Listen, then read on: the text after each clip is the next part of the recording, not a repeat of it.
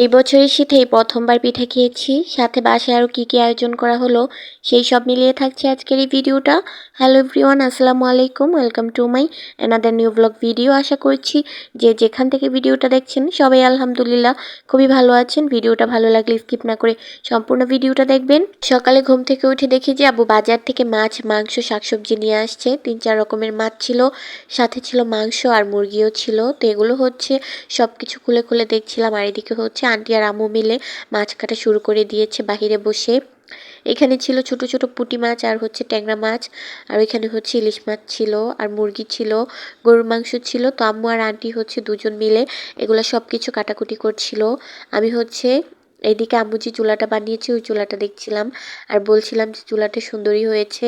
আর আমার আন্টি শুনে বলছিল এর থেকে সুন্দর চুলা নাকি আমার নানি বানাতে পারে। আম্মুকে বলছিল আপনি এটা কী চুলা বানাইছেন, চুলা তো হয়ই নাই। তা আম্মু বলছে আমি কোনো রকম রান্নাবান্না করার জন্য এই চুলাটা বানিয়েছি, আর মাটি ছিল না তার জন্য খুব সুন্দর করে চুলাটা তুলতে পারিনি।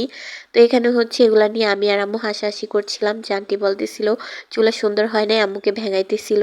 তো যাই হোক, ওইদিকে হচ্ছে সব কিছু কেটে কুটে রেডি করে নিয়ে এদিকে হচ্ছে যেহেতু আজকে আমাদের বাসায় পিঠার আয়োজন করা হবে, সাথে হচ্ছে আমার ছোট বোনের হাজবেন্ড আসবে আর ভাইয়ার বন্ধুরাও আসবে, তার জন্য হচ্ছে রান্নাবান্না করা হচ্ছিল।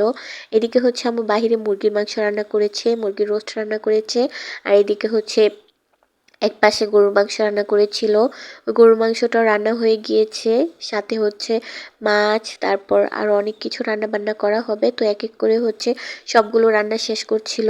গরুর মাংস রান্না শেষ হয়ে যাওয়ার পর সবার লাস্টে হচ্ছে আম্মু পোলাও করেছিল আর আমাকে দিয়েছিল আমি যেন মাছগুলো ভেজে রাখি। তো আমি হচ্ছে এখানে মাছগুলো নামিয়েছিলাম ফ্রিজ থেকে, আগেই হচ্ছে নর্মাল করে রেখেছিল। এখন হচ্ছে আমি মাছগুলোকে হলুদ, মরিচ, লবণ দিয়ে খুব ভালো করে মাখিয়ে তারপর ভেজে নিব। এদিকে হচ্ছে আমি তেলাপিয়া মাছ আর ইলিশ মাছ ভেজেছিলাম। তেলাপিয়া মাছ ভেজেছিলাম মাছের ভর্তা করার জন্যে, আর ইলিশ মাছ এমনিতে ভাজা খাওয়ার জন্যে।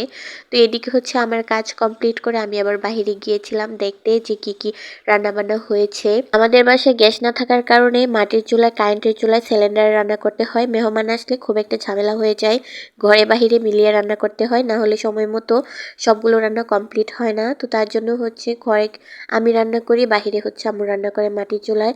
এদিকে আমি মাছ ভাজতে ভাজতে ভাইয়া ওরা চলে এসেছে। তো ভাইয়া হচ্ছে এখানে অনেক কিছু নিয়ে আসছিল, তো আমি হচ্ছে একটু একটু করে সব ভিডিও করে রাখছিলাম। তারপরে এখানে হচ্ছে আমি যে ইলিশ মাছগুলো মেখে রেখেছিলাম লবণ, মরিচ, হলুদ দিয়ে, ওইগুলো ভেজে নিচ্ছিলাম। ফার্স্টে তেলাপিয়া মাছ ভেজেছিলাম, তারপর হচ্ছে ইলিশ মাছগুলো ভেজে নিচ্ছিলাম।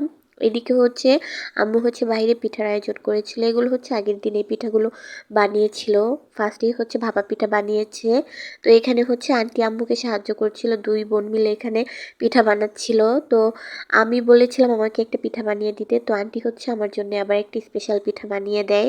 আন্টি ফার্স্টে আন্টির জন্য একটা পিঠা বানায়, তারপর আমার জন্য একটি স্পেশাল পিঠা বানিয়ে দেয়। এটা ছিল আন্টির পিঠাটা। তো আমি আন্টিকে বলেছিলাম যে আন্টি আপনি খেয়ে দেখেন। আর এখানে হচ্ছে যে আমাকে দেখিয়ে দেখিয়ে আমাকে পিঠাটা বানাচ্ছিল যে কীরকম মিষ্টি দিবে আর কীরকম নারকেল দিবে। তো আমার জন্য হচ্ছে আবার বেশি বেশি নারকেল করে দিয়ে পিঠা বানিয়ে দিয়েছে।